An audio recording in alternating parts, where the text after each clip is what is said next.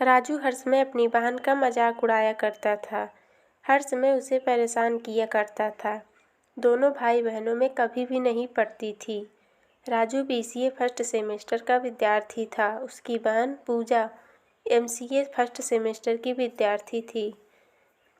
उन दोनों की लड़ाई से पूरा घर परेशान रहता था। अगर पूजा अपने छोटे भाई को कोई काम देती तो राजू उस काम को करने से मना कर देता था, और अगर किसी तरह से मजबूरी में कोई काम उसे करना पड़ता तो वह उस काम को बिगाड़ दिया करता था। इसीलिए पूजा भी अपने भाई राजू को तरह तरह से परेशान करने का बहाना खोजा करती थी। घर वालों ने पूजा की शादी रीमा के एक बड़े इंजीनियर के साथ तय कर दी थी और भोपाल में ही उसकी पदस्थापना थी। पूजा की शादी तय हो जाने के बाद राजू अपनी बहन को और परेशान करने लगा और कहता है कि जल्द ही घर के सबसे बड़ी समस्या जाने वाली है। एक दिन पूजा ने अपने भाई राजू से पूछा कि जब मैं जाने लगूंगी तो तू कौन सा गाना गाएगा। राजू अपनी बहन को चिढ़ाने के लिए बोला कि मैं तो एक बहुत ही मस्त गाना गाऊंगा, रुक मैं तुझे सुनाता हूँ। गाड़ी वाला आया घर से कचरा निकाल, गाड़ी वाला आया घर से कचरा निकाल, और ज़ोर ज़ोर से हंसने लगा। पूजा यह गाना सुन गुस्से में वहाँ से चली जाती है। शादी को अब बस 10 दिन ही बचे थे। राजू का मन अब भारी होने लगा। अब वह अकेले अकेले रहता था, बहन से झगड़ा बिल्कुल नहीं करता था। पूजा को अब राजू का बर्ताव कुछ कुछ खटकने सा लगा था।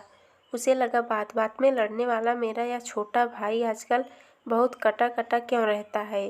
इस समय मेरी हर बात चुपचाप सुन लेता है। जो काम करने के लिए कहती हूँ उसे बिना नौटंकी किए पूरा कर देता है। पूजा एक दिन राजू के दोस्तों को शादी में आने का निमंत्रण दे रही थी। उस समय राजू का एक दोस्त पप्पू ने पूजा को बताया कि दीदी तुम्हारी शादी होने वाली है और अब तुम घर से छोड़कर अपने ससुराल चली जाओगी, इसीलिए इस समय राजू बहुत दुखी रहता है। पप्पू ने यह भी बताया कि कल हम लोग साथ में चाट और फुल्की खा रहे थे, तभी तुम्हारी शादी की बात पर चर्चा होने लगी। तो राजू ज़ोर ज़ोर से रोने लगा।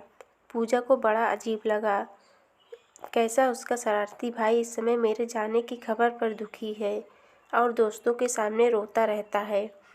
उसे अब याद आने लगा कि कैसे आजकल राजू उसके साथ लड़ता झगड़ता नहीं है और उसके दिए हुए काम भी चुपचाप कर लेता है। पूजा तुरंत राजू के कमरे में गई और राजू को छेड़ते हुए बोली कि मेरी शादी में तू कौन सा गाना गाएगा।